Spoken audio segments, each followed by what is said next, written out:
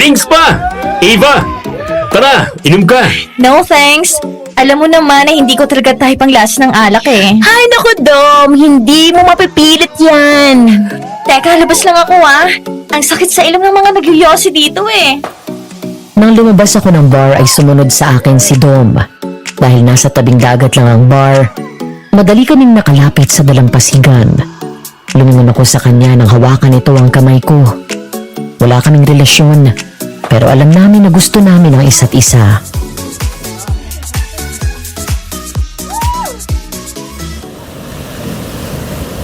Talaga bang iwan mo ako dito? Alam mo naman sa Maynila ako nag-aaral, di ba? Kailangan kong bumalik doon.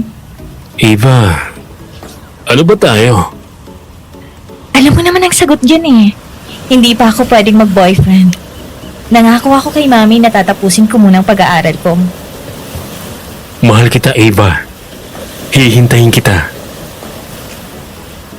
Akma akong hahalikan ni Dom nang biglang dumating ang lasing din na si Heidi.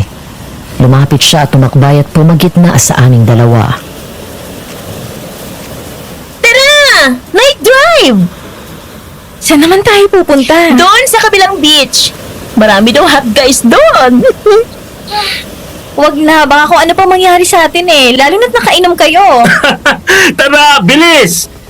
Boring na dun sa loob eh! Ano? Dom, nakainom ka. Baka maaksidente tayo. Hindi yan! Let's go! Come on, Eva! Huwag ka naman KJ dyan. Minsan lang to. Sa Sabado, luluwas ka na ng Maynila. Oo nga naman. Okay, fine. Let's go. Let's go, guys! Ay, Sir Dom! Saan po kayo pupunta? Tara, kuya! Night drive tayo!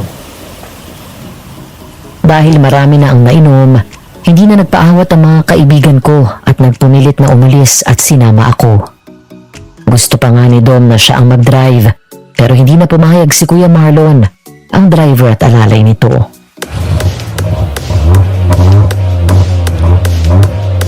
Let's go! Bilisan mo pa, kuya! Nako, sir, baka madisgrasya na tayo. Hindi yan, kuya.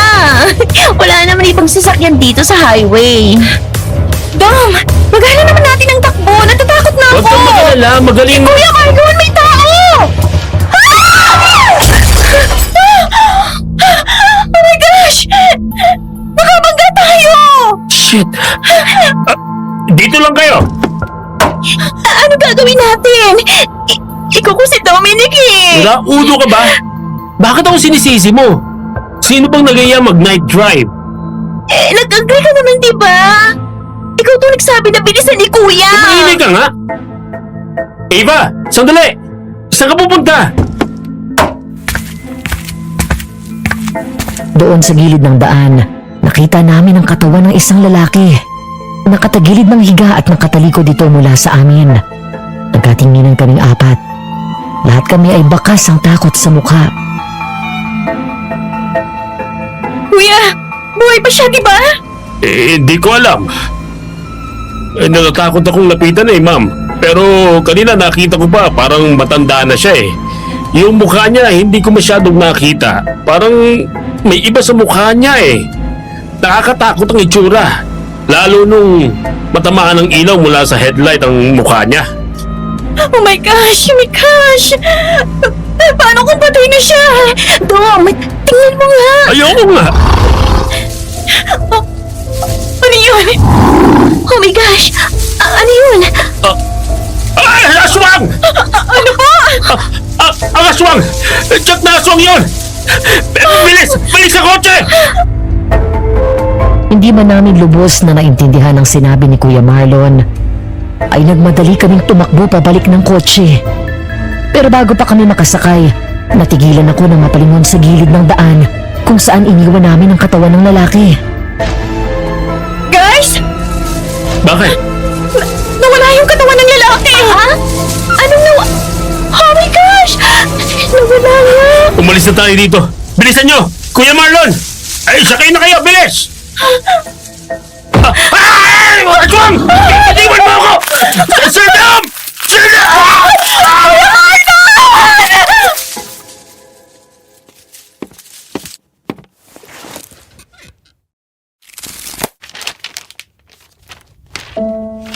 Dear Aswang Diaries at Madam Venus, isang magandang umaga po sa inyo. Habang sinusulat ko ang liham na ito ay alas 5:22 na ng umaga ng Huwebes. Habang tulog pa ang asawa at mga anak ko, doon ko naisipan na simulan isulat ang kwento ko tungkol sa aswang. Noong mauso ang mga pelikula na horror thriller, isa ako sa mga naging avid viewer ng mga ito. Scream, The Silence of the Lamb, just to name a few. Taong 1997 nang lumabas ang pelikulang I Know What You Did Last Summer. Pamilyar ba kayo sa pelikulang ito? Para sa mga kapwa ko horror thriller fan, tiyak na alam niyo kung ano ang tinutukoy ko. Nang mapanood ko ang movie na yon, hindi ko halos natapos at tumakbo ako palabas ng sinihan dahil sa takot.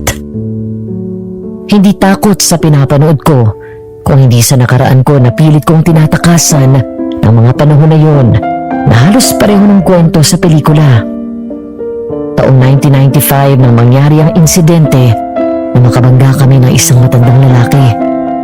Ang gabing namatay ang driver ni Dom at kinain ng aswang. Noong una ay wala akong pinagsabihan ng nangyari, Madam Venus. Hindi ko alam ang nangyari sa nasagasaan namin dahil bigla itong nawala. Dahil sa kakaisip at takot na balikan ako ng nasagasaan sa amin, it gave me a lot of sleepless and traumatic nights. Na-diagnose ako ng post-traumatic stress disorder dahil doon. Doon ko palang pinagtapat sa pamilya ko ang lahat. Sinuportahan nila ako. Nagpagamot ako.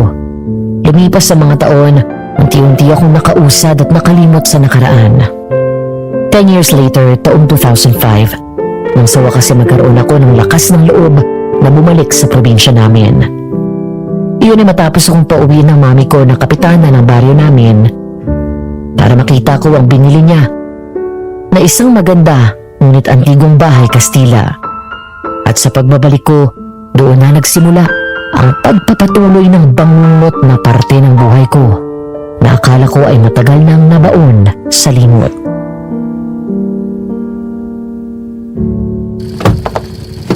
Ay, Kapitana! Kapitana, narito na ho si Ma'am Eva! Ay, naku anak ko! Nandito na ang anak ko! Napangiti ako nang makita na tumatakbo pababa mula sa second floor si Mami.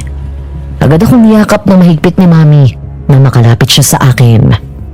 Aaminin ko, Madam Venus, marami akong pagkukulang sa kanya. Dahil sa sarili kong takot ay wala akong ginawa kung hindi ang tanggihan siya sa tuwing humihiling ito na umuwi ako. Kaya ang nangyayari ay siyang dumadalaw sa akin sa Maynila. Mami! Ay, sa wakas anak, umuwi ka na rin! It's great to see you, Mom! Same here, anak. Masayang-masaya ako dahil pinagbigyan mo na rin ako na umuwi ka. Sana tamang desisyon ko na umuwi. Matagal ng panahon ng lumipas, Eva. It's time to move on. Okay, Ma.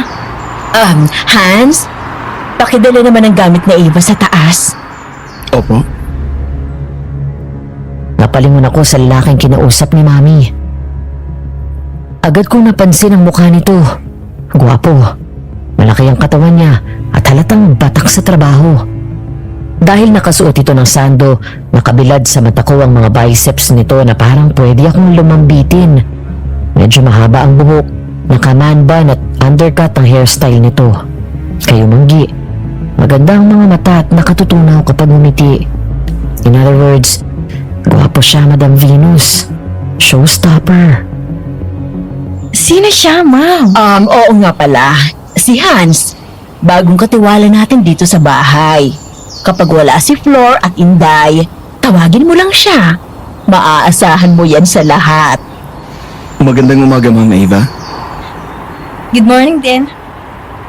Halika na dito at nagluto na ako ng mga paborito mo. Dahil bahay Kastila ay mataas ang bahay na yun at nakaangat sa lupa. Mula doon sa baba ay umakyat kami sa grand staircase. Pagdating sa taas ay sinalubong kami ng maganda at malinis na sala. Makintabang sahig at parang kahit katiting na alikabok ay wala akong makita sa mga pasimano at muebles. Malalaki ang mga bintana na gawa sa kapis. May mga kurtina na kulay puti ang nakasabit doon. Wow, Mami! Napakaganda ng bahay na to. I know, right? Sabi ko na nga ba't nagugustuhan mo rin dito? You always have an eye for antiques. Mana ka sa akin? The vibe is so classic and nostalgic. Pakiramdam ko para ako nag-time travel. Mukhang pinagtibay ng panahon ito. Maganda pa rin at elegante. Parang ang sarap kumanta ng matugnila, di ba? Halika, dito ang kwarto mo.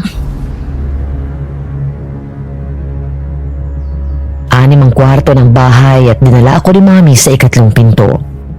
Tumambad sa akin ang kama na may mga kurtina pa sa bawat gilid. Pati mga cabinet, antigo rin. Mami, para naman akong prinsesa nito. Talaga naman na nag-iisa kang prinsesa ng pamilya.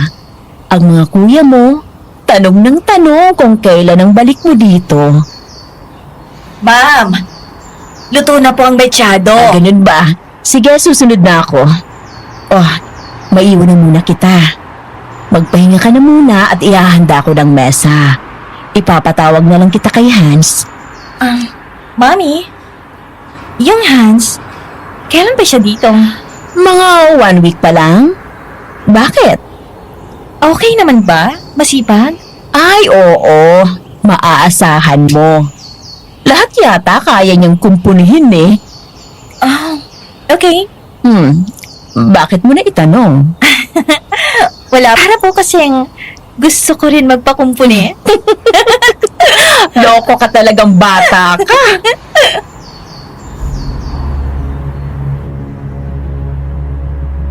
Nang makalabas si Mami sa kwarto ay binaba ko ang bag ko at dumungaw sa bintana. Napangiti ako nang makita ang malawak at magandang hardin sa likod bahay. Kumikit ako at lumanghap ng sariwang hangin. Maya-maya, Sino yun? mabilis akong lumingon nang may makita ako sa peripheral vision ko na may dumaan na isang matandang lalaki. At papunta sa dulo ng hallway. Ngunit nang sumilip ako, wala namang tao doon. Wala rin akong narinig na bumukas o nagsarado ng pinto ng kwarto. Ma'am, may hinahanap po kayo? Ha? Wala. Sinilip ko lang yung matandang lalaki na dumaan. Po? Matandang lalaki? Wala namang nakatirang matandang lalaki dito, ma'am. Ako lang po ang lalaking kasama niyo rito. Ganun ba? Baka namalikmata lang ako. Pinapatawag na rin po pala kayo ni Kapitana. Okay, sige. Pakisabi susunod na. Pasado 11:11 ng gabi. Tulog na ang mga kasambahay. Habang ako ay mulat pa sa mga sandaling iyon dahil may tinatapos akong mga ligpitin. Nang makaramdam ako ng gutom ay iniwan ko muna ang ginagawa ko. Kumuha ng pagkain. Nang buksan ko ang pinto, sinalubong ako ng malamig na hangin sa hallway. Madilim. Karamdam ako ng kakaibang kilabot. Kumabog ang dibdib ko ng malakas. Pakiramdam ko, parang may nakamasid sa akin. Pero sa halip na bumalik, ay tumuloy pa rin ako. Paglabas ko ng hallway,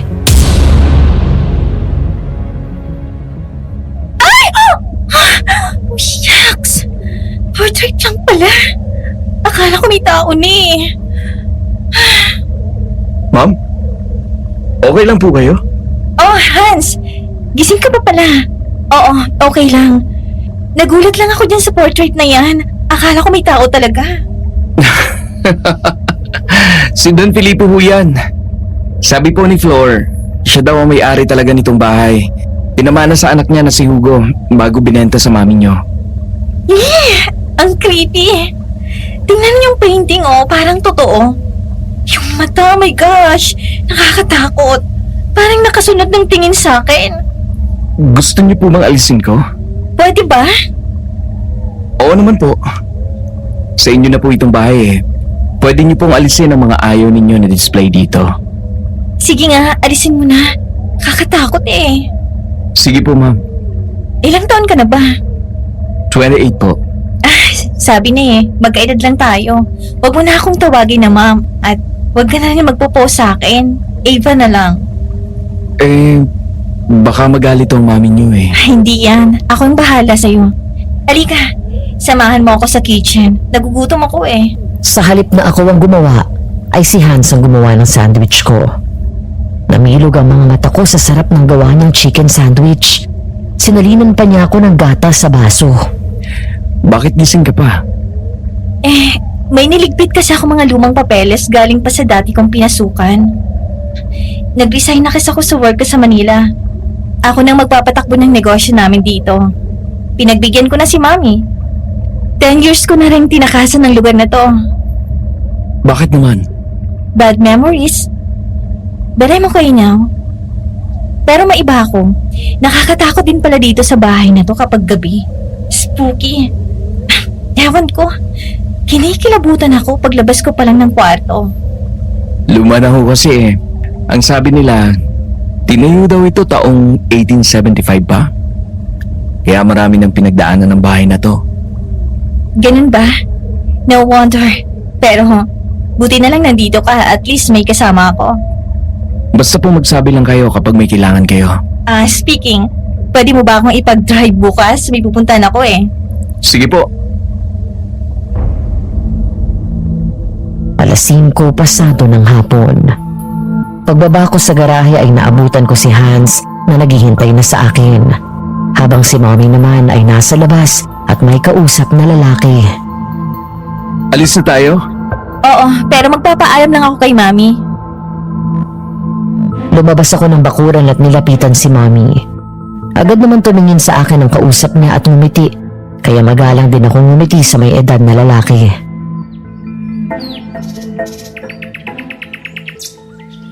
Ma'am, alis muna ako ah.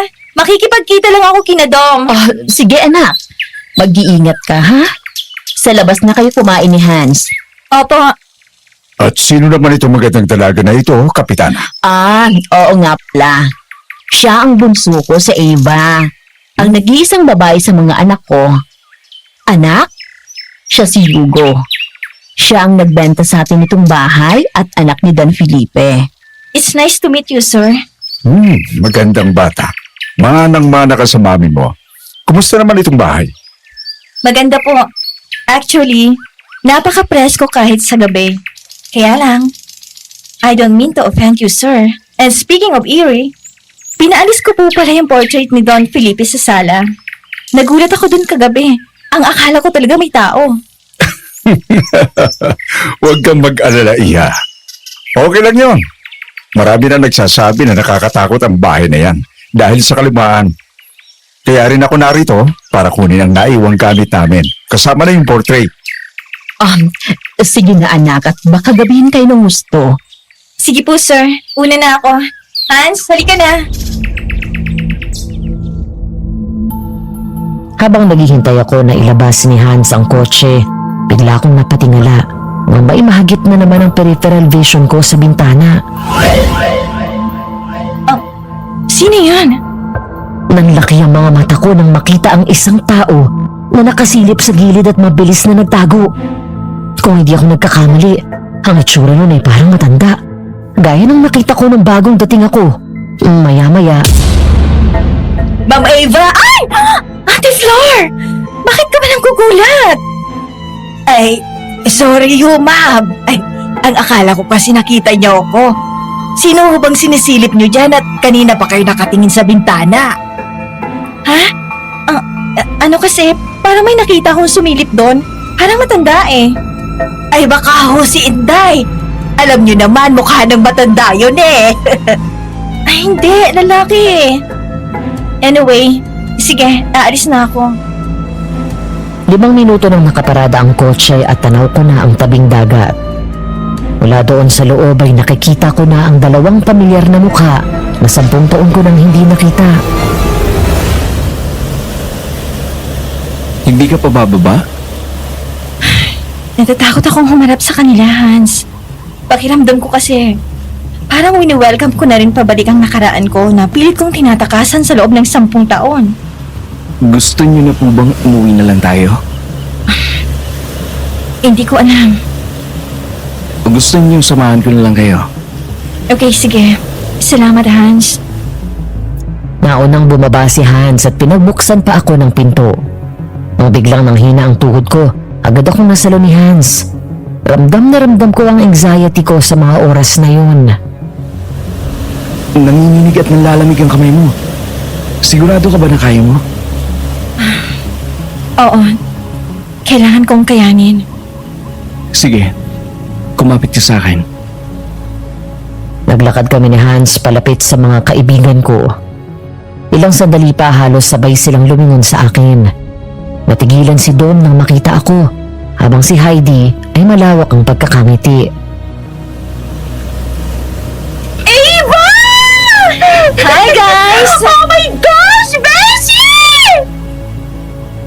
Natawa ko nang tumakbo palapit sa akin si Heidi at halos lumundag sa bayakap ng mahigpit.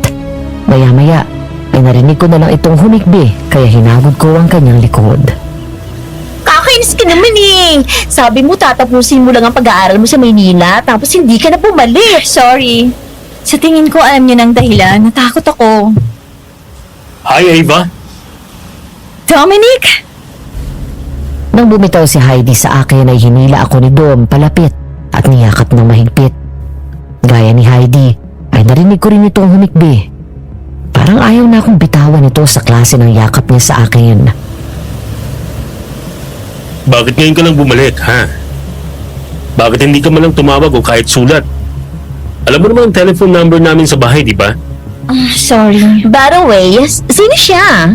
Boyfriend mo? May boyfriend ka na? Hindi. Hans po, driver at alalay ni Ava. Beshi, hindi ko naman alam na may hat ka pala na alalay. Hi, Pogi. I'm Heidi, kaibigan ni Ava. Pwede bang ako naman ang ipag-drive mo?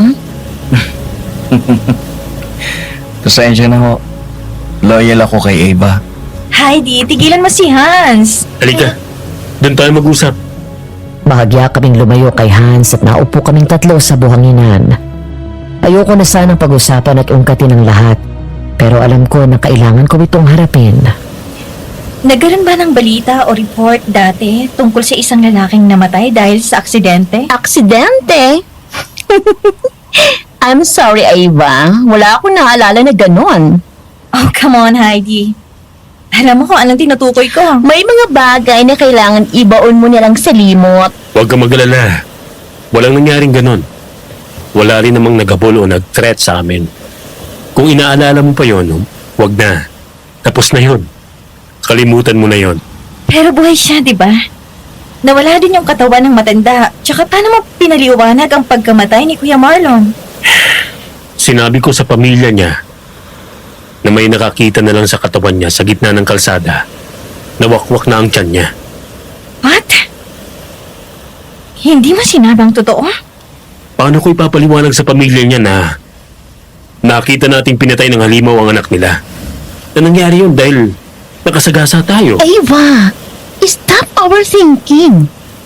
Yun ba ang dahilan kaya hindi ka umuwi dito ng 10 taon? Gaya nyo, sinubukan ko mag-move on at kalimutan ang lahat. Pero naging constant nightmare ko siya. Hay nako, sandali nga at bibili ako ng beer. Nang makaalis si Heidi at maiwan kaming dalawa ni Dom, napalingon ako sa kanya nang hawakan niya ang kamay ko. Hinintay kita, Ava. Sabihin mo sa akin na wala kang boyfriend. Wala akong boyfriend ngayon. Kinalimutan mo na ba ako, ha? May pangako tayo sa isa't isa, di ba? Sabi mo, tatapusin mo lang ang pag-aaral mo tapos maniligaw ako sa'yo at magiging tayo. Hinawakan ako ni Dom sa pisngi at akmang hahalikan sa labi, pero bigla akong umiwas kaya tumama sa pisngi ang halik nito. Matapos yun ay binawi ko na ang kamay ko at bahagyang lumayo sa kanya. 10 taon ang lumipas. Marami na nangyari sa buhay ko. At aaminin ko, that accident drifted me apart from this place. Wala na talaga akong balak bumalik. Kung hindi lang nagmakaawa si Mami. Ibig mong sabihin, wala ka nang nararamdaman para sa akin? I'm sorry, Dong. Nagkaroon ako ng PTSD dahil sa aksidente na yon.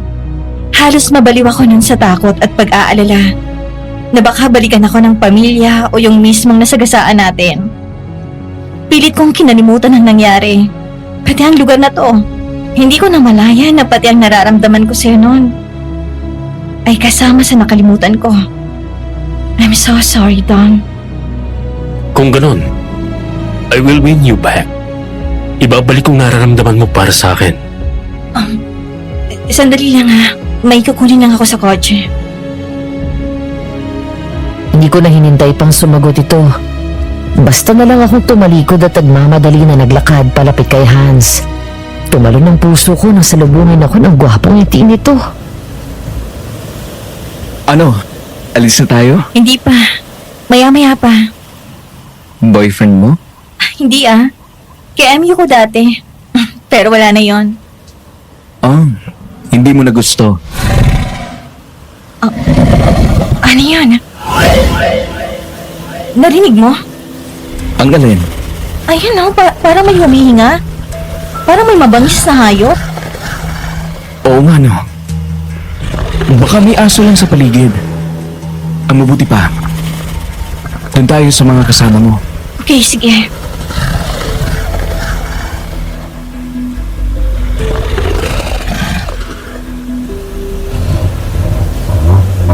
Kuya Marlon! May tao! Kuya Marlon!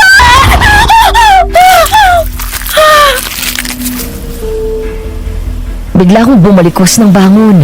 Nanginginig sa takot at humahagulgol ng iyak. Parang totoo. Napakalinaw. At parang naroon akong muli sa pinangyarihan ng aksidente. Maya-maya ay humahangos na dumating si Mami.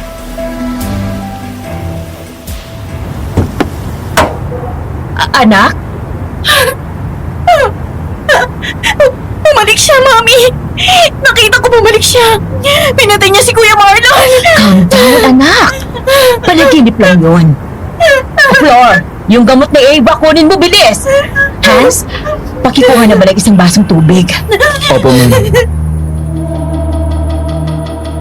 Matapos ko mainom ang pampakalma ko, ay hinagod ni Mami ang likod ko hanggang sa tuluyan akong nakatulog ulit. Matapos ko muling mapanaginipan ang nangyari, hindi ako lumabas ng bahay. Hindi ako masyadong lumabas ng kwarto. Dinadalan lang ako ng pagkain ni Hans. Pagkatapos ilalabas na ito at ako naman ay matutulog lang. Nung sumapit ang gabi, tapos na kaming kumain ng hapunan. Dahil wala akong magawa ay naisipan kong bumaba at maglakad-lakad sa bakuran. Nang makarating ako banda sa likod, nakarinig ako ng tunog ng lagaslas ng tubig na parang may naliligo.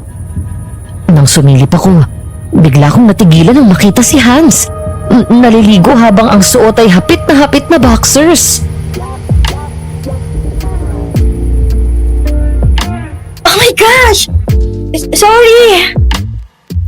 Ma'am, may kailangan po ba kayo? Ha? Wala. Bigla akong umatras at sumandal sa pader. Daig ko pa ang tumakbo ng malayo dahil sa lakas ng kabog ng dibdib ko. Pumikit ako, pero hindi ko magawang alisin sa isip ko ang itsura niya. Hanggang sa magulat na lang ako nang bigla siyang sumulpot sa harap ko. Hi. Sorry. Naistorbo ko ang pagligo mo. Hindi sumagot si Hans. Sa halip ay nakatayo lang siya at nakatitig ng diretsyo sa mga mata ko. Habang ang malapad na dibdib at mga pandesal niya sa tiyan ay nakabalandra sa harap ko at may takip na tuwalya ang bewang pababa. Doon ko lang nakita na nakalugay ang basang buhok niya, nalagpas hanggang tenga ang haba. Madam Venus, siya na yata ang pinaka-hot na lalaking yun na kilala ko. At ang klase ng tingin niya sa akin, malakit at parang inaakit ako. And yes, naaakit ako. Gusto kong magpaakit sa gwapong katiwala namin. Wala yun. May kailangan ka? Ha? Wala. Wala naman. Ano lang? Naboboard ako eh. Kaya naglalakad-lakad ako. Wala kasi si Mami eh. Nasa barangay pa. Gusto mong tumuloy ka sa kubo ko? Sige. Halika. Nang makapasok ako sa kubo niya, hindi ako mapakali. Parang sinisilihan ako. Hindi talaga mawala sa isip ko ang mapang-akit ng ngiti at ang malamatsyete niyang katawan. Ang totoo, hindi Hindi ko rin alam kung bakit ako pumayag na sumama sa kanya dito sa kanyang kubo. Umiinom ka ba? Beer. Hindi eh. Wine lang, ganon. Merong wine dun sa cellar kitchen. Iniwan pa yata yun nila Mang Hugo eh. Gusto mo ba yun lang ang inumin natin? Sige, yun. Wala sa loob na lumingon ako sa pinto ng kwarto niya. Doon ko lang nakita na bahagyang nakabukas ang pinto at mula sa refleksyon nito sa salamin, hindi sinasadyang makita ko ang maputi niyang puwet matapos biglang magtanggal ng tuwalya.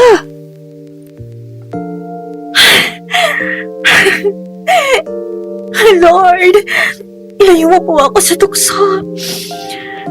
Diyos ko, ang puti. Bigla akong pumaling sa kabilang banda nang humarap ito na wala pa rin saplot. At Madam Venus, nakita ko. Kitang-kita ko ang hindi ko pa dapat makita. Jackpot! Ano? Doon tayo sa taas? Tara, Tumingala ako at tinitignan ang wind chime na yun.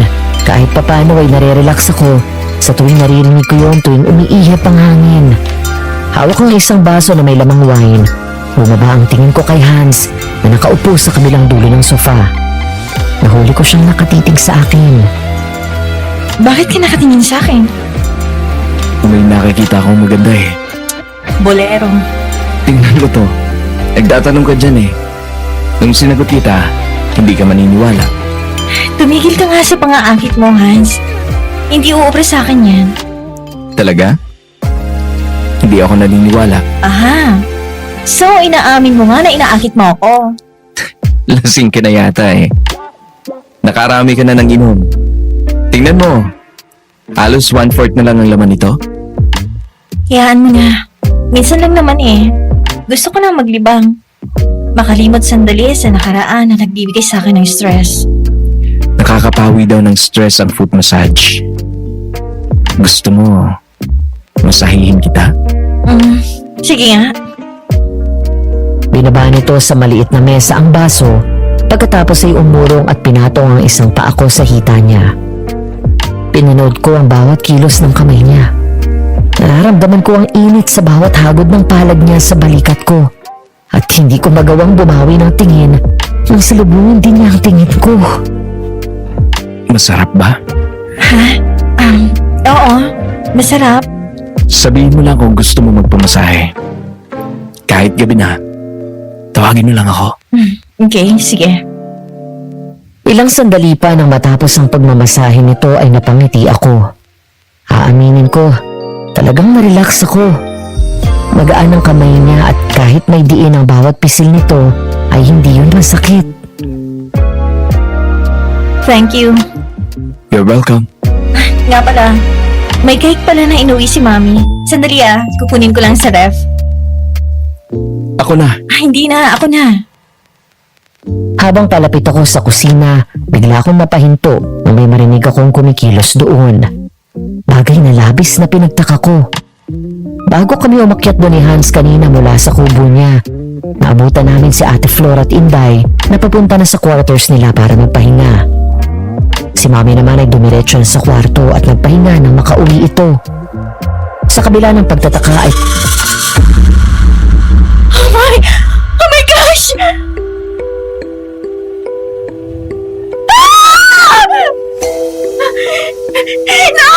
Naiwan mo ako! No!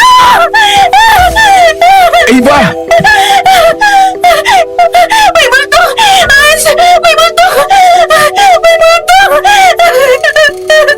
Ava! Anong nangyayari dito? Anong multo? May multo!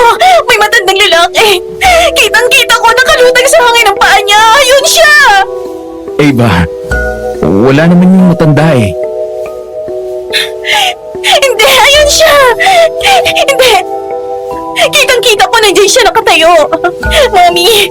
Kamukha ng multo yung matandang nasagasaan namin! Yung aswang Mami!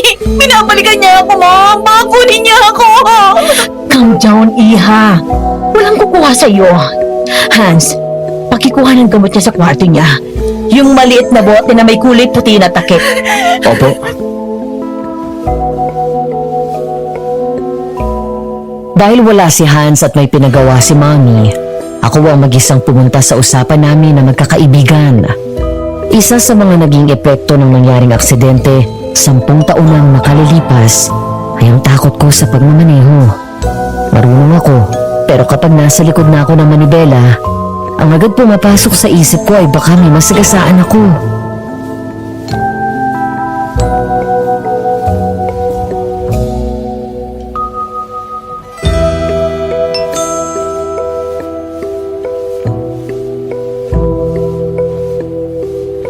Oh, akala ko hindi ka na makakarating eh. Mabagal ako magmaneho. Alam niyo naman, takot ako eh. Nasaan ang hot mo na driver? Wala eh. May inutos si Mami. Mukhang close kayo ng driver mo ha. Mabait naman si Hans. Pogi, and hot pa. May kamukha siya. Kamukha. Sino?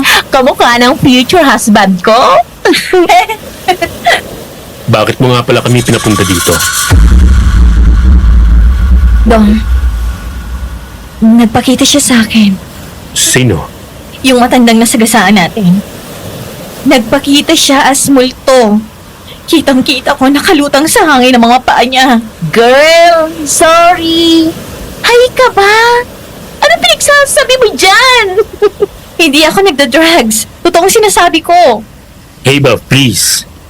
Huwag mong takutin ang sarili mo. Let go. Mag-move on ka na. Walang nakakita sa nangyari. Sinusubukan ko. Pero anong gagawin ko? Nagpakita siya, Dom. Maniwala ka sa akin. Alam mo yung itsura niya. Mukha siyang aswang. Yung suot niya ng gabing masagasaan natin siya. Dark blue na pajama. Puti na t-shirt at nakapaa. Mukha siyang demonyo, Dom. Nanilisik ang mga mata niya. Yung ilong niya parang yung matangos na ilong ng mangkukulam na napapanood natin. Parang katulad sa tuka ng loro. Tapos may matatali siyang pangil at mga kuko. Tapos may dugo sa bibig niya hanggang sa damit. Ava! Naririnig mo ba sarili mo? Alam mo ang problema mo? Ayaw mong kalimutan ng nakaraan. Wala na nga eh. Wala na yun. Nagkakasawa ka ng pakinggan. Sino bang ayaw makalimot? Kung meron man ditong gustong makalimutan yon, ako yon. Dahil gabi-gabi kong napapanaginipan yon. Gabi-gabi akong inuusik ng konsensya ko dahil may konsensya ako. Ako wala. Ganun bang ibig mong sabihin? Oo! Wala kang konsensya. Dahil parang wala lang sa'yo na may nasagasaan tayong tao. Problema sa'yo. Lahat dinadala mo ng mabigat. Lahat dinadaan mo sa drama. Lady, tama na. Bakit ako sinasaway mo? Iyang maarting yan ang problema eh. Hoy, Eva! Kung hindi ka matahimik dahil sa nangyari nun, magpakamatay ka Lady, na lang! dami! Hindi na tama yung lumalabas sa bibig mo. Bakit? Totoo naman eh. Simula nang dumating yan dito, nagulo na naman ang mundo natin. Isa ka pa rin eh. Bumalik lang yung babaeng yan dito, umiikot na pati itlog mo. Siyempre, kakampihan mo na naman yan. Palibhasa kasi wala kang iniintindi sa buhay kung hindi ang pagpapakasarap. Simula ngayon ha, wag mo na akong kakausapin. Kung ayaw mo mag-report sa pulis, pwes ako! Gagawin ko! Ava, sandali lang. Nag-walk out ako at nagmamadaling bumalik sa kotse. Malapit na ako doon nang bigla akong habulin ni Heidi at hablutin ako sa braso. Subukan mong magsumbong sa polis dahil ako mismo papatay sa'yo. Hindi, tumahimik ka. Pinagbabantaan mo ba ako? Hindi! Sinasabi ko sa'yo ang kaya kong gawin. Hindi ang isang katulad mo ang sisira sa buhay ko! Kung makapagsabi ka na papatayin ako, halatang sanay ka. Sa bagay, hindi na dapat ako magulat. Wala nga lang sa'yo yung makasagasa tayo eh. Abat pa niya! Biglang tinaas ni Heidi ang palag nito para sana ako sampalin. Pero bago pa yun mangyari, may biglang humawak sa braso nito. Pagkatapos itinulak ito palayo sa akin. Nang lumingon ako, nakita ko si Hans. Sa lubong ng mga kilay at galit itong nakatingin kay Heidi. Dahan-dahan ka sa pagbabanta, miss. Baka maghimas ka ng rehas bukas. Huwag kang makialam dito! Makikialam ako dito dahil amo kong pinagbabantaan mo. Huwag na huwag kang lalapit kay Ava dahil ipapadampot kita agad. Halika na, ma'am. Wala na akong nagawa nang hawakan ako sa kamay ni Hans at hilahin palayo. Maging si Dom ay nabitawan ako. Nang makasakay kami sa kotse, ay agad nang palitan ng pag-aalala ang ekspresyon sa mukha ni Hans. Okay ka lang? Nasaktan ka ba? Hindi naman. Sorry. Natagalan ako bago nakabalik. Medyo marami yung pinapick up ni Kapitana sa kabilang baryo eh. Nung sinabi ni Flor na umalis ka daw mag-isa para makipagkita sa kanila, sumunod agad ako. Salamat, Hans. Mabuti na lang dumating ka. Iuwi mo na ako, please.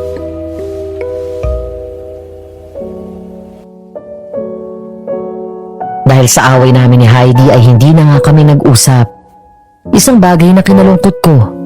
Isa sila sa dahilan kaya ako bumalik sa probinsya namin para makipag-reconnect sa kanila. Pero siguro, mahaba na masyado ang 10 taon. Marami nang nagbago sa amin. Sabado ng hapon, nagpaluto ako kay Inday ng lugaw para merienda. Lumpiang gulay na may toko at baboy. Ay, ma'am. Nakahanda na po ang merienda. Thank you, Ate Flor. Anak, sinabi sa akin ni Hans ang nangyari doon sa pagkikita niyo ng mga kaibigan mo. Huwag ka nang lalapit doon sa Heidi na yun. Hindi na talaga, Mami. Hindi ako makapaniwala na babantaan niya ako ng gano'n. Pinablatter ko na siya. Huwag kang mag-alala. Mami, talaga, ang bilis mong kumilos. Aba, para saan pa nakapitan ng mami mo kung sarili kong anak, hindi ko mapoprotektahan? Napalingon ako kay Hans nang dumating ito. Napalunok ako nang makita ang itsura nito. Tumutulo ang pawis sa hubad nitong dibdib hanggang tiyan. Nakatali na naman sa likod ang mahaba nitong buhok habang marumi at may itim ang kamay nito. Sa halip na mandiri, parang nakadagdag pa yun sa sex appeal ni Hans. Kapitana, okay na po yung isang kotse. Naayos ko na po. Talaga? Naku, salamat Hans. Kahit kailan talaga'y maaasahan kita. Maupo ka dito at sabayan mo kami magmerienda. Flor, ikaw rin. Sabayan niyo kami na Ava. Naku, Kapitana, wag na po. Nakakahiya naman. Hindi na? Sige na. Nang tumingin sa akin si Hans, ay binigyan ko siya ng magandang ngiti. Nung umalis siya, ay natawa ko nang pabiro akong kurutin sa tagiliran ng mami ko. Ikaw yung mga tingin at ngiti mo kay Hans. Mula nang dumating ka dito, napapansin ko na ang mga tinginan ninyong dalawa. You're flirting, ha? Mami, I'm 28. Nasa edad na ako para mag-flirt. Bakit hindi ka kumuha ng maayos na boyfriend? Hahanap pa ako? Si Hans lang. Sobra pa sa sapat. Baka akala mo, Mami, jackpot ako dyan. So, type mo nga. Secret! Maya-maya ay bumalik na si Hans at naupo sa bakanting silya sa tapat ko, kasunod ni Ate Flor. Nakasuot na ito ng t-shirt at malinis na ang kamay nito. Nakapagpunas na rin ito ng pawis at mukhang naghilamos pa.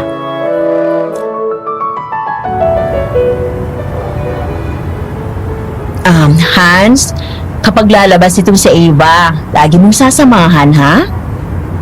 Lalo na kapag nagsimula na siya sa trabaho niya sa kumpanya. Opo, Kapitana. Pero ma'am, totoo pala talaga na may aswang Ang buong akala ko dati, kwentong barbero lang yon. Matagal lang usap-usapan yan dito sa probinsya. 10 taon nang nakakaraan ang magsimula ang patayan. Kaya nga sabi ko, malamang, ang matandang sinasabi ni Ava na nasagasaan nila ay ang aswang. Kamukha doon ng aswang na pumatay sa dating driver ni Dom. Ibig sabihin ay 2 aswang doon. Ay nako, dapat ho talaga ay magdoble ingat tayo. Baka mamaya, 2 din ang aswang na gumagala ngayon. Habang nag-uusap si Mommy at Ate Flor, bigla akong natigilan Nang mula sa ilalim ng mesa ay naramdaman ko ang paa ni Hans. Pinigilan ko ang sarili ko na matawa. Nang maramdaman ko na nilalaro ng paa nito ang paa ko. Hindi ko alam kung anong gustong palabasin ng lalaking ito ng sandaling yun. Dahil bago nito isubo ang kutsara na may lugaw. Parang sinadya pa nitong dilaan ng labi niya habang hindi inaalis ang tingin sa akin. Sabay haplos ng paa nito sa paa ko.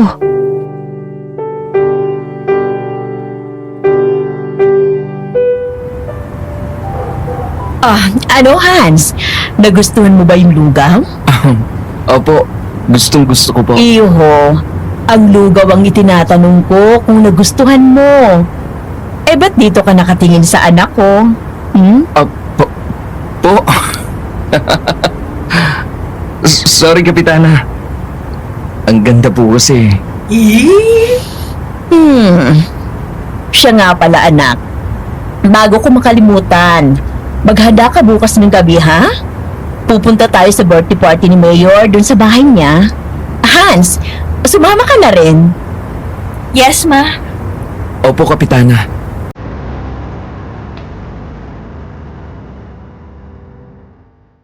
Kinabukasan nga ng gabi ay sumama kami ni Hans kay Mami. Semi-formal ang attire dahil hindi naman din ganun karami ang bisita gaya ng inaasahan ko. Ang mga naroon ay mga ilan sa kasama sa partido ng mayor, pamilya at malalapit na kaibigan. Bukod doon ay naroon din si Hugo at ang dating may-ari ng bahay namin. Mami, wala naman akong kilala dito eh. Konting tiis anak. Hindi naman tayo magpapagabi ng gusto eh. Kailangan lang natin magpakita kay Mayor. Yung totoo, Mami. May balak ka bang tumakbo sa susunod na eleksyon? Wala ka namang hilig sa mga ganitong gatherings dati ah. Inalo kasi ako ni Mayor na magkonsehal eh. Pero pinag-iisipan ko pa. Habang nakikipag-usap si Mami sa mga kaibigan nito na konsehal, kami naman ni Hans ay nasa isang tabi lang, kumukuha ng konting makakain habang umiinom ng wine. Ang ganda mo, lalo na dyan sa damit mo. Thank you. Ang pogi mo din sa suot mo. Teka, mga kaibigan mo yun, di ba? Nang lumingon ako ay nakita ko si Dom at Heidi na magkasama. Nang makita kami ni Dom ay agad itong lumapit sa akin. At sa harap ni Hans ay mahigpit akong niyakap nito. Ava, so glad to see you here. Nabanggit ni Daddy na inimbitahan niya si Mami mo. Oo. Walang ibang kasama si Mami, kaya kami ang dinala niya dito. Well, narito palang ex-best friend ko na may sira sa ulo at ang alalay/lover boy niya. Ayoko ng gulo, Heidi. Pasensya na. Marami nang nainom yan eh. Pakilayo siya dito. Bakit ako lalayo? Ako ang nauna dito. Heidi, tama na. Sige na. Dito na tayo. Hintayin mo lang, Ava. Kapag nagsumbong ka sa pulis, ay hindi. Masama pa rin ang tingin nito sa akin habang hinihila ito ni Dom palayo. Matapos nito ay habilin si Heidi sa mga kasama nito, ay bumalik ito sa amin. Ava, pwede ba tayo mag-usap sa labas? Okay, sige. Hans, sandali lang ah. Okay. Dinala ako ni Dom sa labas ng bahay kung saan walang tao, malayo sa malakas na musika at tanging kuliglig lang ang maririnig namin. Natigilan ako nang hawakan nito ang kamay ko. Nagulat ako nang bigla akong hinila ni Dom palapit at nagtangkang halikan ako. Pero mabilis akong nakaiwas at tinulak ito palayo. Dominic, ano ba? Iba naman eh. Ano bang problema? Long overdue na tong relasyon natin oh. Nagpaliwanag na ako sa'yo tungkol dyan, di ba? Besides, may girlfriend ka. Paano mo nalaman? Nakita kita mismo sa bayan. Kaya ko siyang iwan para sa'yo. Pues, ayokong iwan mo siya dahil sa akin. Dahil wala ka nang aasahan. Huwag mong saktan ng girlfriend mo, please. Babae rin ako. Alam ko kung paano masaktan. At ipagpalit sa iba. Pero, Ava naman. I'm sorry again, Dom. Wala na talaga eh. Hindi ko sinasadya na mawala yung pagmamahal ko sa'yo. Yung Hans na yon, may relasyon ba kayo? Hindi ko nasagot ang tanong ni Dom nang lumabas ang isa sa tauhan ng daddy niya at tinawag siya. Sa halip na sumunod sa kanya, ay nanatili lang ako doon sa labas para magpahangin. Hanggang sa...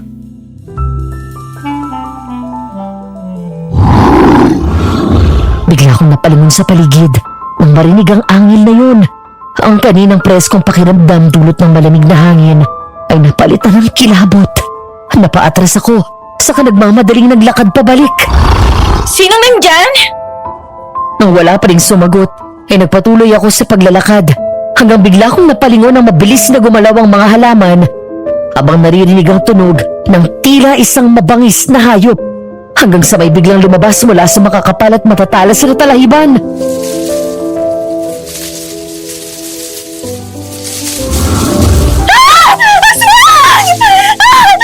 Ava! Lumingon ako nang marinig ko si Hans. Mabilis kaming tumakbo at sinalubong ang isa't isa. Niyakap niya ako at mabilis na tinago sa likuran nito. Nagulat ako dahil sa loob ng suot nitong coat ay may nilabas na baril si Hans. Ang aswang na yun, hindi ako maaaring magkamali. Ang aswang na yun ay kamukhang kamukha ng aswang na pumatay kay Kuya Marlon. No! Tigilan mo ako! Tigilan mo ako! Huwag kang matakot. Kasama mo ako. Hindi kita pababayaan. Anong gagawin natin? Lalansihin ko siya. Tapos tumakbo ka agad sa loob at tumingi ng tulong. Mag-iingat ka! Hans! Bigla kaming napaatras nang sumugod sa amin ng aswang. Sunod-sunod namang nagpaputok ng baril si Hans. Nang matamaan ng bala sa balikat ang aswang, napalo dito, pero agad ding nakabawi. Muli kaming sinugod ng aswang pero mabilis kaming nakatakbo palayo. Hans! Malapit na tayong abutan! Mabilis na umakyat sa puno ang aswang, saka kami tinalunan. Napahiga si Hans at tinulak niya ako palayo, saka nito nabitawan ng baril. Nang akma ko yung dadamputin, bigla akong umatras nang magtangka ang aswang na lapitan ako.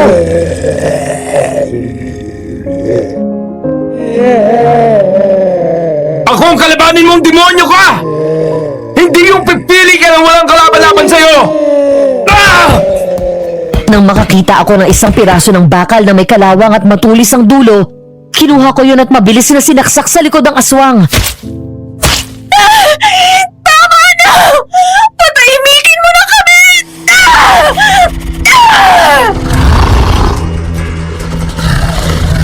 Sumigaw ang aswang matapos lumiyad nang ibaon ko lalo ang bakal sa likod niya. Doon nakakuha ng tiyempo si Hans at muling naabot ang baril saka binaril ng 2 beses sa dibdib ang aswang. Lumayo ako mula dito at mabilis tumakbo ang aswang at sumuot sa talahiban. Hingal na bumangon si Hans. Nagmadali ako palapit sa kanya at hindi nagdalawang isip na yumakap ng mahigpit. Oh my God! Ano yun? Aswang! Oo, siya ang sinasabi ko na kamukha ng aswang na pumatay kay Kuya Marlon.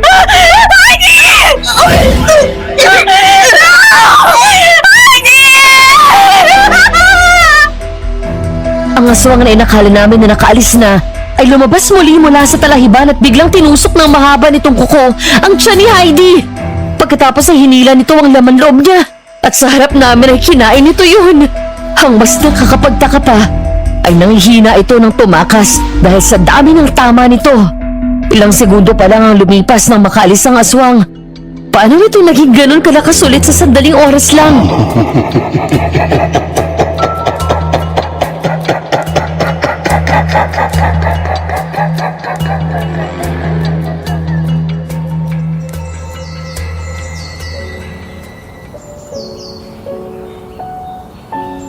Isang linggo nang nakalipas mula nang mamatay si Heidi.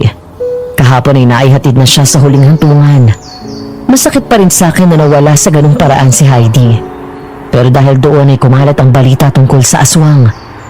Nagpatupad ng curfew si Mommy sa barangay namin. Si Mayor naman ay bubuo ng grupo na maghahanap ng aswang. Malungkot ka na naman. Kanina ka... para saan tong flowers? Thank you. Para gumanda naman ang araw mo. Isang linggo ka nang malungkot eh.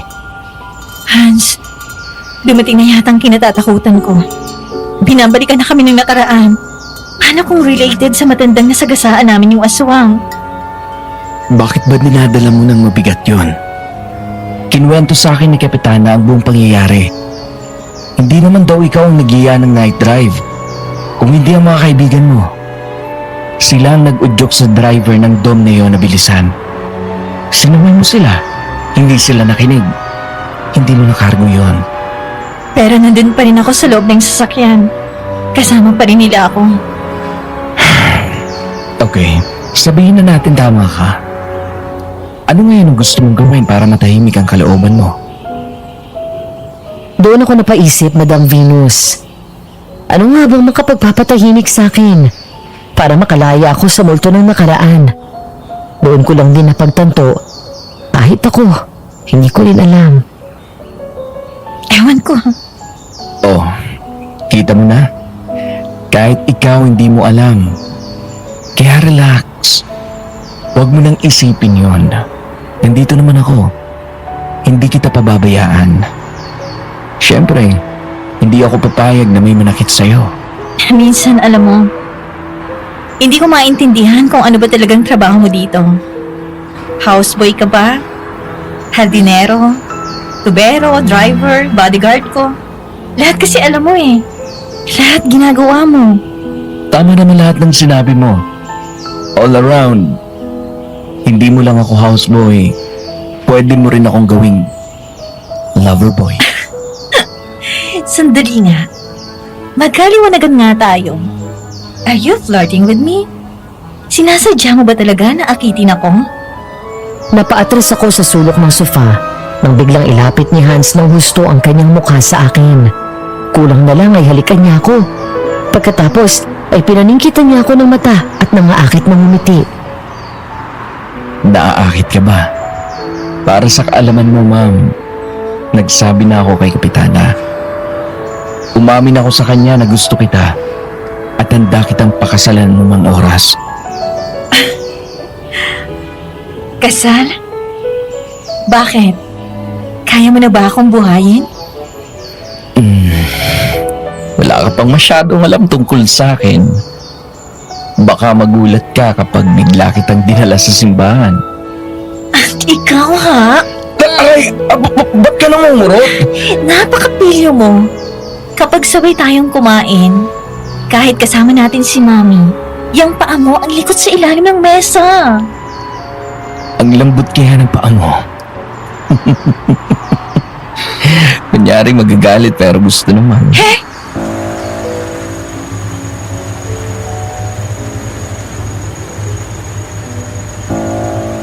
Kinagabihan ay bumuhos ang malakas na ulan. Pasado 12:00 na ng hating gabi, pero hindi ako makatulog. Nakahiga na ako sa kama. Nakailang palit na ako ng pwesto, pero ayaw talaga akong dalawin ng antok. Gusto ko sanang paakyatin si Hans para may makakwentuhan ako, pero naunahan ako ng hiya. Isa pa, naisip ko rin na baka tulog na siya. Ay, kabayo! Napalingon ako sa gulat nang biglang bumukas ang bintana at humampas dahil sa lakas ng hangin. Agad akong tumayo at sinarado yon at nilak. Babalik na sana ako sa kama nang matigilan ako matapos may marinig sa labas. Ang grand piano sa labas tumutugtog. Sino kaya yung nagpapiano? Wala naman si Mami ngayon dito. Lumuwas ng Maynila. Inday? Ate Flor? Nagpatuloy sa pagtugtog ang piano. Madilim na sa sala at ang ilaw mula sa poste sa labas ang tanging nagbibigay liwanag doon. Naglakad ako sa hallway at sa bawat hakbang ko palapit ay unti-unti akong kinilabutan.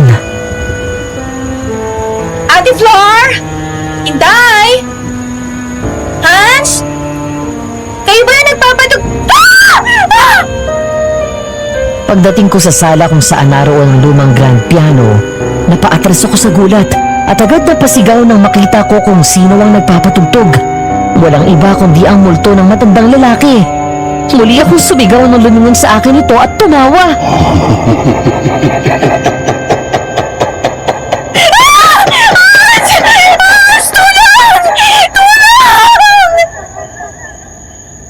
Mabilis akong tumakbo papunta sa kusina. Ngunit bigla akong nagpreno dahil nang kumislap ang liwanag sa langit kasunod ng malakas na kulog at kidlat. Nawalan ako ng balanse at napaupo matapos matulala Nang makita ko ang anino na nagtatago sa dilim. Ang aswang! Nakapasok sa loob ng bahay namin. Pero paano? Ano bang kailangan niyo sa akin? Bakit ayaw niyo ako patahimikin? Ikaw ang kailangan namin. May utang kayong magkakaibigan na kailangan yung bayaran. Kayo ang pumatay sa ama ko! Wala akong kasalanan. Hindi namin siya napatay. Buhay siya. Bigla pa nga siyang nawala kung saan namin siya nakita nakahandusay eh. Tama ka sa sinabi mo. Nakatayo pa siya at nakatakbo pero namatay siya sa kalaunan. Pinatay niyo ang ama ko! Dahil na rin sa magkahalong takot, gulo ng isip at pagkataranta, bigla na lang akong lumuhod at umiiyak na pinagsaliko pa ang mga kamay na para akong nagdadasal. Nagmamakaawa na huwag akong patayin. Hindi namin sinasadya. Patawarin mo kami. I swear. Aksidente lang ang nangyari. Tsaka, hindi naman ako nagdadrive nun eh. Hindi ako. Sinadya mo man o hindi, magkakasama pa rin kayo at ang bawat utang ay may katapat na kabayaran!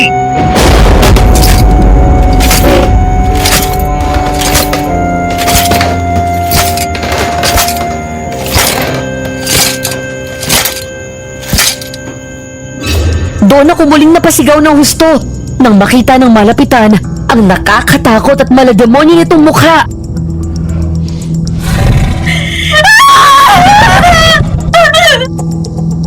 Mabilis akong tumayo at tumakbo papunta sa pinto.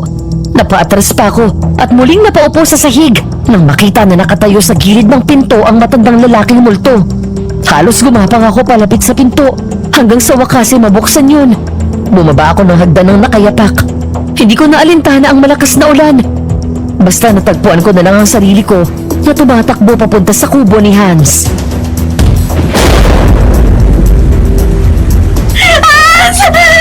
Hans, tulungan mo ako!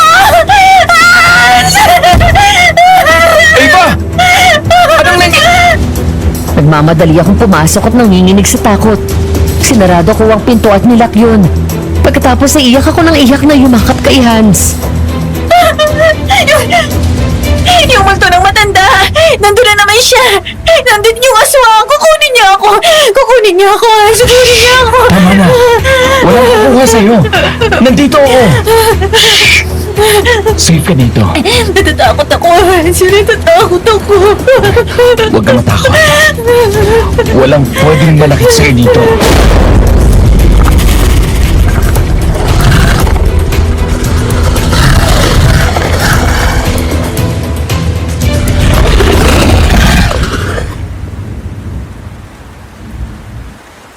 Nagising ako ng umagang yon na may braso na kayakap sa akin.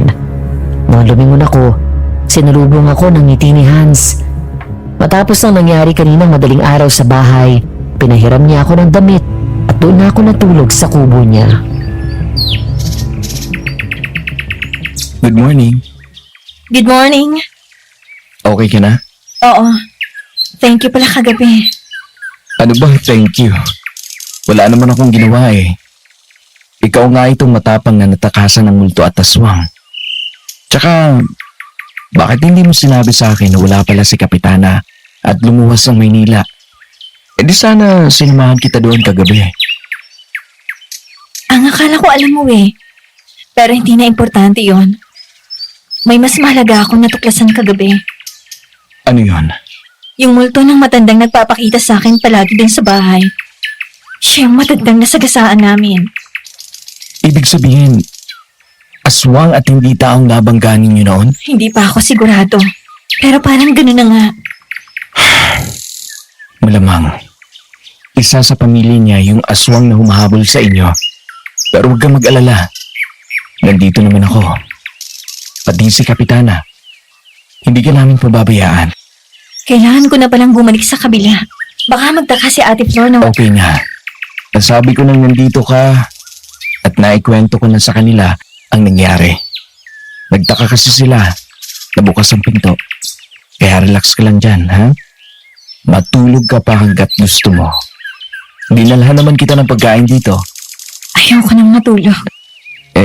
Anong gusto mong gawin? Tinitigan ko si Hans at hinaplos ito sa mukha. Hindi ko akalain na mahuhulog ang loob ko sa katiwala namin. Umiti ako sa kanya at siniksik ang sarili ko sa katawan niya. Pagkatapos ay iniyakap niya ako ng mahigpit. Huwag mo akong bibitawan, Hans. Hawakan mo lang ako. Eva, gustuhin ko man. Kaya lang, baka hindi ako makapagpigil eh. Bakit mo kailangang pigilan? Baka hindi mo na ako mapatay ng aswang. Si Kapitana naman ang pumatay sa akin. Hindi yan. Akong bahala sa'yo. Bukas pa ng gabi ang uwi ni Mami. Sorang-sora mo ako. Pero, kasi, Panagutan mo yung pangaakit mo sa akin, Hans. Kiss me. sigurado ka? Wala nang atrasan to kapag hinalikan kita. Ang daming satsa. Teka, Eva, yung ano ko, baka makita mo. Nakita ko na yan. Kaya wag ka nang umarte.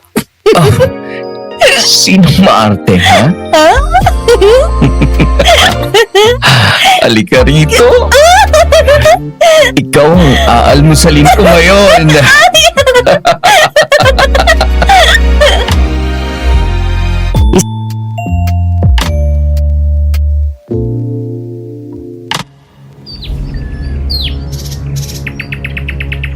Isang hapon habang nakadungaw ako sa bintana, nakapangalong baba ako at pinapanood si Hans na naliligo sa labas ng kubo nito. Natatawa ako dahil sadya nitong tinaas ang braso at pinagyayabang pa ang muscles nito. Pagkatapos ay sumenyas na bumaba ako at sabay turo sa kubo niya. Okay, sige. Sandali. Ay, sir. Sandali lang ho. Wala po dito si Kapitane. Napalingon ako sa may pinto nang marinig ko ang boses ni Ate Flor. Dahil doon ay lumabas ako at nakita ko na naroon si Hugo, ang dating may-ari ng bahay namin. Nakasuot ng Amerikana, balat na sapatos at nasa likod ang mga kamay. Palakad-lakad sa buong sala, lumilingon sa paligid na akala mo ay kung sinong Don, habang naiiwan sa malinis naming sahig ang bakas ng sapatos nito. Dahil doon ay nakaramdam ako ng inis. Excuse me, sir. Anything I can help you with? Wala naman. Gusto ko lang tingnan kung may naiba na dito sa bahay. Ma'am, sorry po. Basta na lang siya pumasok eh. Hinahanap niya po si Kapitana. Sabi ko wala dito. Tapos ayun, tumuloy-tuloy na lang siya dito. Sige na ate. Ako nang bahala dito. Pakitawad na lang si Hans. Opo, ma'am. Yaman din lamang na narito kayo. Magtatanong na ako.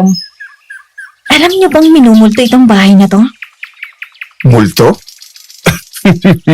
Matagal na ako tumira dito at wala akong nakikitang multo dito. Meron. Ilang beses nang nagpapakita sa akin ng multo ng matindang aswang. At narito rin ang aswang na pumatay sa kaibigan ko. Ano bang meron sa bahay na to? Just an old house with centuries of history. Iya. Pero ako na nagsasabi, walang multo dito. Baka naman guni-guni mo lang yon. O kaya namalikmata ka lang dahil sa antok. Tumutugtog ng piano? Tiningnan ako sa mga mata ng multo na yon. Hindi na malikmata ang tawag doon. Wala akong alam dyan. Anyway, naparito ako para makausap si Kapitana. Doon dumating si Hans. Tumayo siya sa likod ko at nakapormal na humarap kay Hugo. Hindi naman siya pinansin ng matanda. Hindi ho ba't sinabi sa inyo ng kasambahay namin na wala rito si Mami? Magtatagal ba siya? Hintayin ko na lang. Nasa Maynila pa po siya at bukas pang uwi. Ganun ba? Sayang naman. Sige na ho. Makakalabas na kayo. At pang walang galang na po. Gusto ko lang ipaalala na Nabili na ho namin tong bahay. And that makes this house our private property. Hindi na kaya may-ari nito. Hindi rin po ito public museum na pwedeng pumasok kahit sino basta at tumingin-tingin sa paligid na para bang art pieces ang mga gamit namin dito. At hindi ho magandang asal na ipapasok niyo ang maruming sapatos niyo sa ibang bahay. Pasensya na. Ate Flor, pakisamahan si Sir. Aalis na daw siya. At huwag mong kalimutang ilak ang gate. Baka may pumasok na naman na kung sino-sino. Binigyan ko lang ng mataray na tingin si Hugo matapos akong pukulin ito ng masamang tingin. Bahagya lang akong nakaramdam ng pagkalma nang hagurin ni Hans ang magkabila kong braso. Ayos ka lang? Oo, Sandali. Tulungan ko lang si Ate Flor na linisin yung sahig. Ilang sandali pa ay dumating na rin si Mami mula sa Manila at naikwento namin agad ang ginawang pagtrespass ni Hugo sa bahay. Nagpahinga lang ito ng konti pagkatapos ay pumunta na agad sa barangay. Matapos linisin ang sahig ay ako naman ang naghanda ng merienda namin. naku ma'am. Nakita niyo bang tingin sa inyo ni Mang Yugo nung pinalayas niyo? Mag-iingat ho kayo. May nakapagsabi sa akin na taga rito. Nakilala daw dati yan na malupit. Kinatatakutan nga daw itong bahay na ito dati. Tsaka yung matandang yon. Kinatatakutan? May nakikita din silang multo? Oo daw po.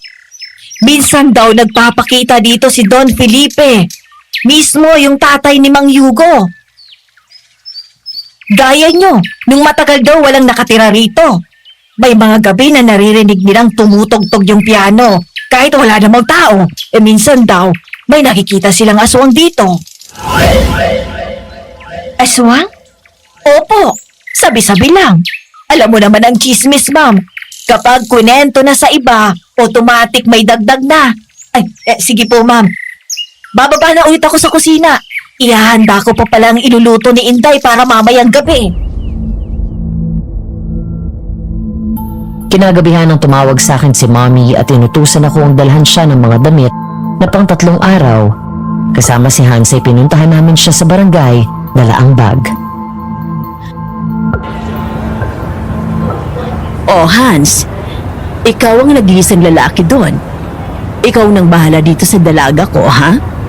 Opo? Kayo alam ko mga ginagawa niyo habang wala ako. Baka naman pag uwi ko galing bakasyon ay may apo na ako.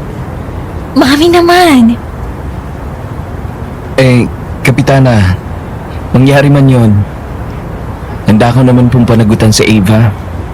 Mahal na mahal ko po siya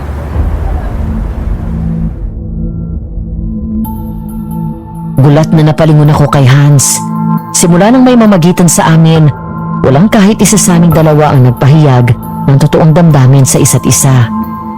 Bukod doon, mas nakatawag pansin sa akin ay ang damdamin na kalakip ng mga salitang ito.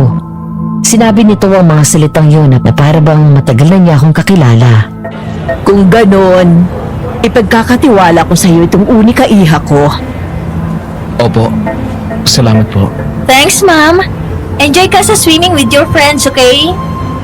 Mula barangay hall ay nilakad ulit namin ni Hans pauwi sa bahay. Masaya kami na tinanggap ni Mami ang relasyon namin. Nang hindi ako makatiis ay huminto ako sa paglalakad at humarap kay Hans.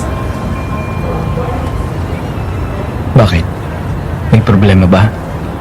Yung sinabi mo kay Mami kanina. Sabi mo mahal naman mo ako. Ginulat mo ako, Hans.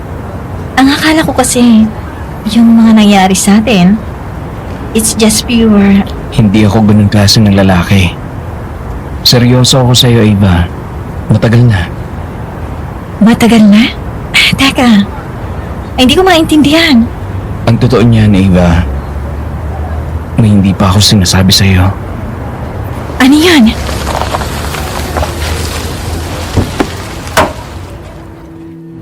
Dom? Anong ginagawa mo dito?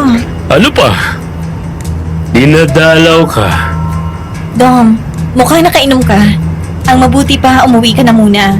Bukas na lang tayo mag-usap kung gusto mo. Hindi, Ava. Ngayon tayo mag-usap. Pare, please.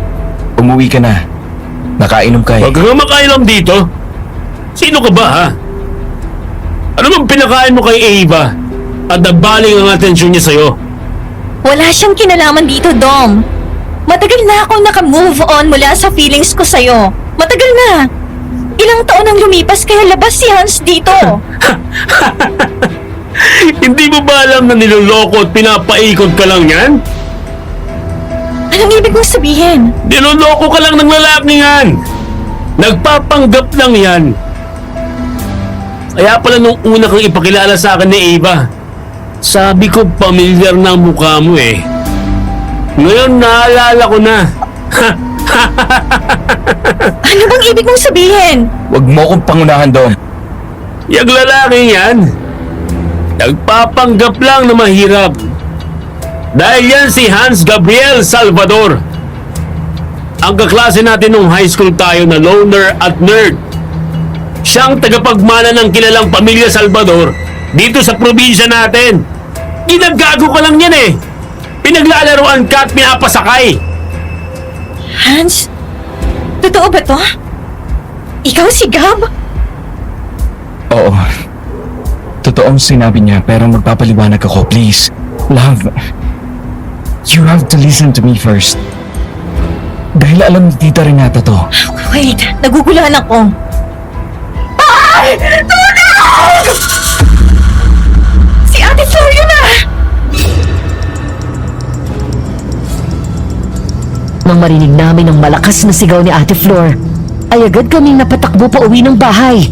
Pagpasok pa lang namin sa gate, naabutan na namin ang isang kasambahay namin na si Inday. Nakahandusay at wakwak ang tiyan. Inday! Demonyo ka! Bakit pati ibang tao dinamay mo? Nagsisimula pa lang ako, Eva. Dahil iisa-isahin ko kayo. Ito ang ganti ko sa ginawa mo sa ama ko. Hindi tao ang nasagasaan namin noon, kundi aswang! Alam ko na ngayon ang totoo! Kahit ano pa siya. Aswang man o hindi, ama ko pa rin siya. At pagbabayaran ninyo ang ginawa ninyo. Aksidente yung lahat! Tsaka, hindi naman kami nagmamaneo! Ma'am! Tulungan niyo ho ako! Agad kumuha ng sibat na kahoy si Hans na nasa gilid lang ng gate. Pagkatapos ay akmang susugod sa aswang. Pero hawak na nito si Ate Flor. Duguan ng tiyan, kamay at bibig. Umiiyak habang takot na hawakan ng aswang sa braso. Bitawan mo siya! Sige! Madali naman akong kausap. Pakakawalan ko to para may kapalit. Ibigay mo sa akin si Eva. Ano? Nasisiraan ka na talaga ng bait? Hindi ko siya ibibigay sa... Kung ganon, oh.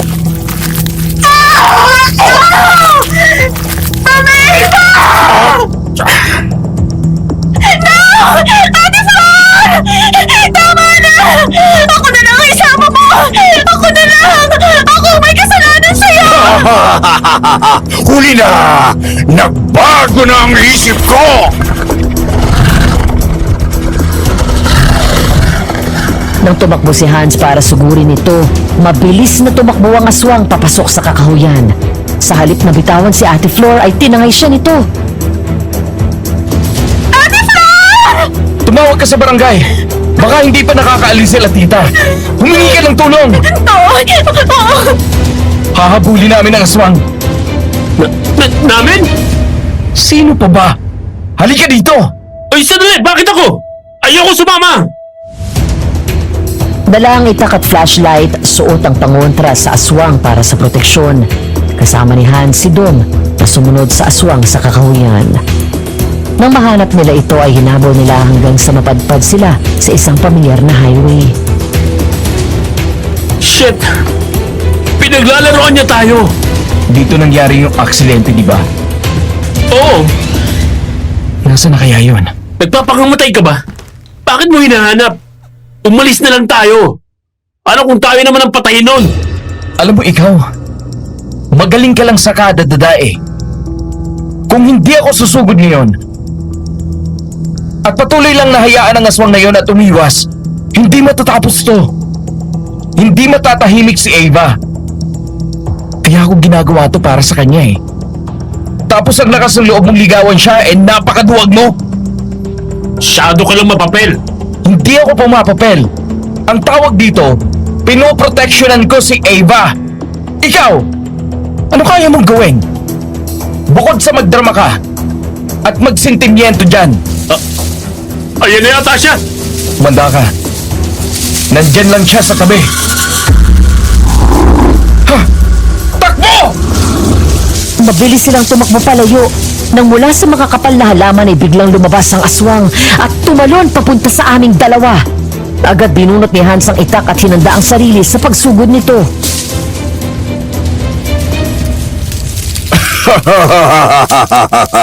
Mamamatay kayong dalawa ngayon! Dito sa mismong lugar kung saan niyo pinatay ang ama ko! Nagulat sila nang mula sa kakahuyan ay lumabas ako.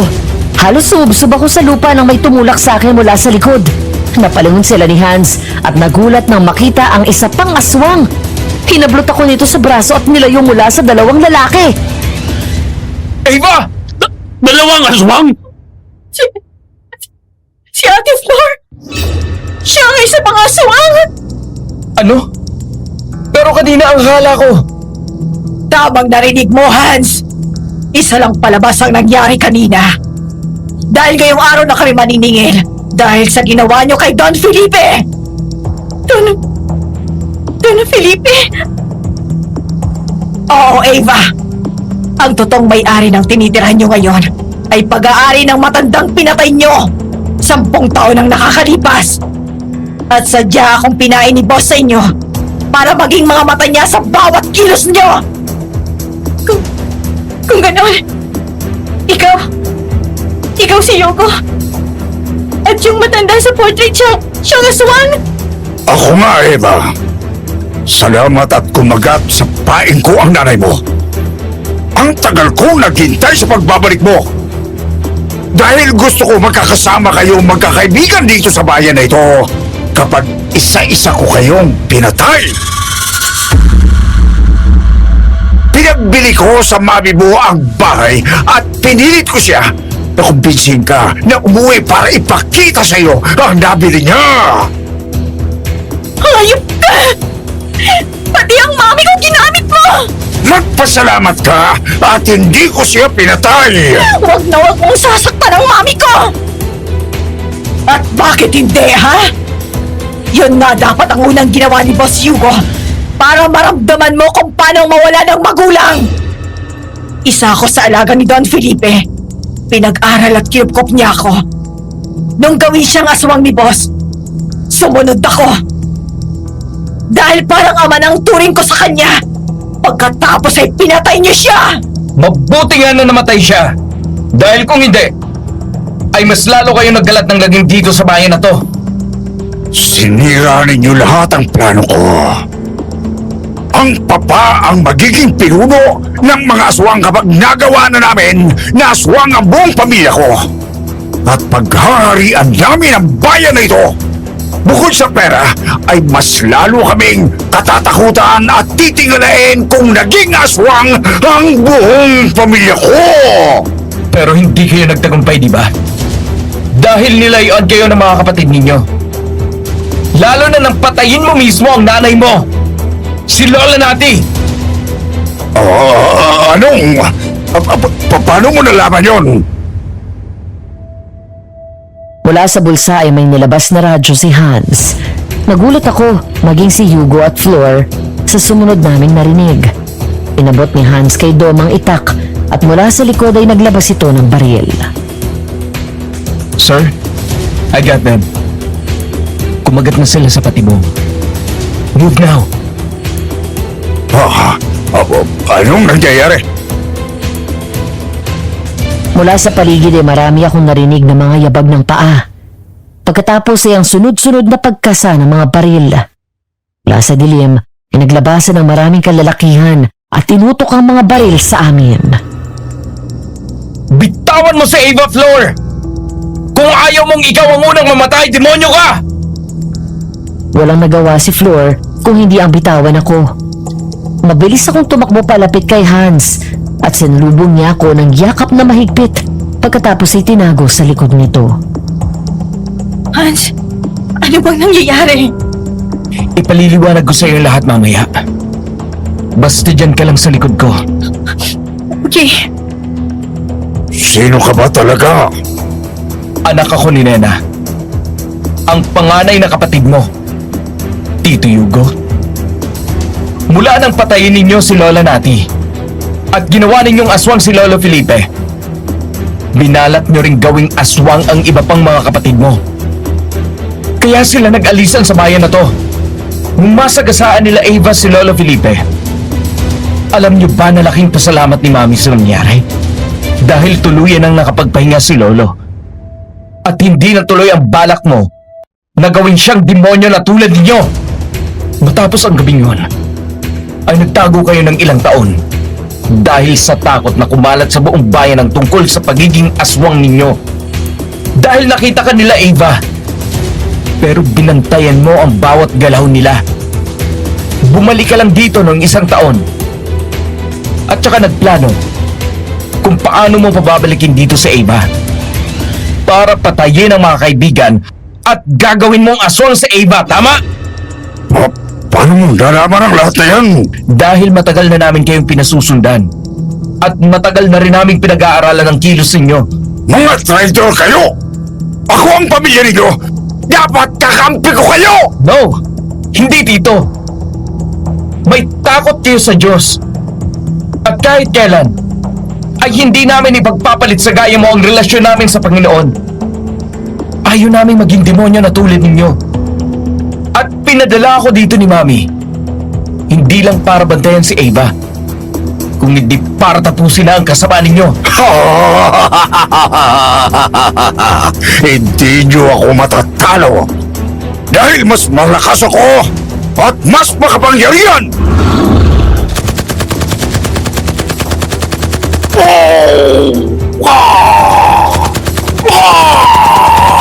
Ano lang ba? Mami! Mami!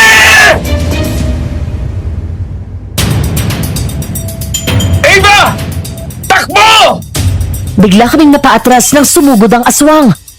Habang ang mga kasama ko ay mabilis nagpaputok ng baril, marami agad ang nalamang bala ni Flor. Gayon din si Hugo. Pero nagawa pa rin itong makasugod sa amin. Natalunan nito si Hans at sinakal ng mahigpit. Ikaw ang una kong papatayin! Mga traitor kayo! Tama na, Tito! Ayaw din namin gawin sa'yo to pero marami na kayo napatay! Papatayin kita! Kinuha ko ang baril na nabitawan ni Hans. Pagkatapos ay tinutok ko yun sa aswang at walang salitang pinutok ko yun. Isa, tumama yun sa balikat nito. Dalawa, tumama naman yun sa dibdib ng aswang hanggang sa tumingin siya sa akin. Kung hindi mo matanggap na kaya kang patayin ang sarili mong pamangkin dahil sa mga kademonyohan mo, pwes, ako nang papatay sa'yo!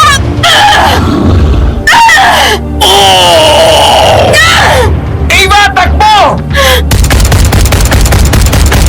Hindi, Hans! Tama ng pagtakbo! Tama ng pagtakas ko sa nakaraan! Sawang-sawa na ako matakot!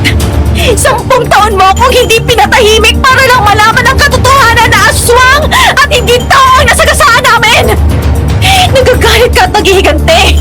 Hindi dahil napatay namin ang tatay mo, kung hindi dahil hindi natuloy ang balak nyo na maghari ang kasamaan dito!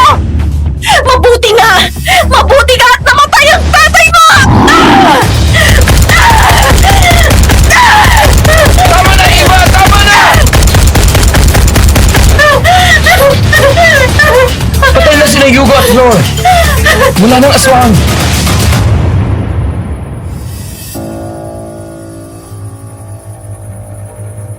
Matapos ang gabing napatay namin ang aswang, tuluyan na akong natahimik. For the first time in 10 years, nakatulog ako ng napakahimbing. Makalipas pa ang ilang araw ay nakilala ko ang mga magulang ni Hans. Habang nag-usap ang mami ko at parents niya, dinala ko ni Hans sa kanyang kubo. Siguro naman magpapaliwanag ka na. Ikaw ha? Aray! Aray, love! Bakit ka naman lumurot? Ang dami-dami mo kasing nililihim sa akin. Inisang bagsak mo lahat eh. Hindi mo man lang dinahandaan. Okay. Sige. Ganito yon. Totoo yung sinabi ni Dom. Ako nga yung nerd at loner na classmate mo noong high school tayo. Noon pa man, may gusto na ako sa'yo pero dahil invisible ako noon at hindi nakikita o kilala ng lahat. Pero ikaw, kilala mo ako. Alam mong pangalan ko. Kinakausap mo ko. Ikaw lang naging mabait sa akin noon. Hindi ako nagkaroon ng lakas ng loob na lapitan ka at magtapat. Hindi mo ako papansinin noon. Dahil kilala sa school na mag-MU kayo ni Dom. Hindi mo alam na parehas tayong graduate sa iisang university. Sinundan kita hanggang doon. Mula noon. Sabihin mo ng stalker pero harmless naman ako. Binantayan lang kita. At gusto ko na tiyaking ligtas ka lagi. Habang nagpapagamot ka sa PTSD mo, nangako ako sa sarili ko na kapag humarap ako sa'yo, yung presentable na ako. Iba, alam mo, hiningi kita sa Diyos. Ilang taon kong pinagdasal na sana ibigay ka niya sa akin. Kaya answered prayer talaga. Nang isang araw pinakilala nila mami sa akin si Tita Renata. Siya daw yung nanay ng babaeng gusto nilang ipakasal sa akin. Umayaw pa ako nung una. Hanggang sa pinakita nila sa akin yung picture mo. Wait lang. Ibig mong sabihin, pinagkasundo tayo ng mga magulang natin? Ganun na nga. Nag-aalala lang si Tita Renata na baka hindi mo magustuhan yung idea na yon at hindi mo ako magustuhan kaya nagplano siya. Magpanggap daw akong katiwala dito sa bahay tapos akitin daw kita. My gosh, kaya naman pala todo effort ka ha? Hindi naman nasayang, di ba? Paano naman nangyari yung connection mo sa aswang? Hindi talaga aswang sila, Tito. Ang kwento ni Mami sa akin, pumunta daw isang araw si Tito at sumamang mangaso. Doon nakagat daw siya ng isang napakabangis na hayop. Mula noon, pag-uwi niya, nagbago daw si Tito. Hindi kumakain at laging hilaw at laman ng karne ng hayop ang gusto. Hanggang isang beses, umalis sila, Mami. Pagbalik nila, naabutan na lang nilang patay na ang 3 kasambahay nila kasama si Lola Nati. Lahat sila ay wala ng lamang loob. Buhay si Lolo pero may kagat sa leeg. At nakita nila Tito Yugo na ibang anyo. Doon na siya naging aswang, si Lolo. Yung tungkol kay Flor, hindi ko na siya kilala. Kaya wala akong kaalam-alam na aswang din siya. Ibig sabihin, nagkataon lang talaga na kaming nakasagasa sa lolo mo? Oo. Yun ang gabi na unang naging aswang si Lolo. Nakatakas siya at nagtatakbo. Mula noon, ay palagi na kaming nakamonitor kay Tito Yugo. Dahil ayaw nga namin na patuloy siyang may pinapatay. Sa kakasunod namin sa kanila, nagkataon. Nalaman namin na sinusundan-sundan ka ni Tito Yugo. Kahit nung nasa Manila ka ng 10 taon, hinintay ka talaga niyang bumalik dito bago isagawa ang balak niya na patayin kayo. Ay, grabe. Love, sorry kung tinago namin sa'yo lahat. Gusto ko mang magalit, pero ayaw ng puso ko eh. Sayang ang oras kapag nagalit ako. Tsaka wala na. Hinakit mo na ako eh. Hulog na ako. Talaga? Ibig sabihin, mahal mo na rin ako? Mahal. Na mahal kita. Yes! Finally! Lord, thank you! So, kailan ang kasal? Sila mami na bahala doon. But for now, unahin na muna natin ang honeymoon. Ano? Ay naku, Hans, ano ba? Maliwanag pa! Halika dito, bilis!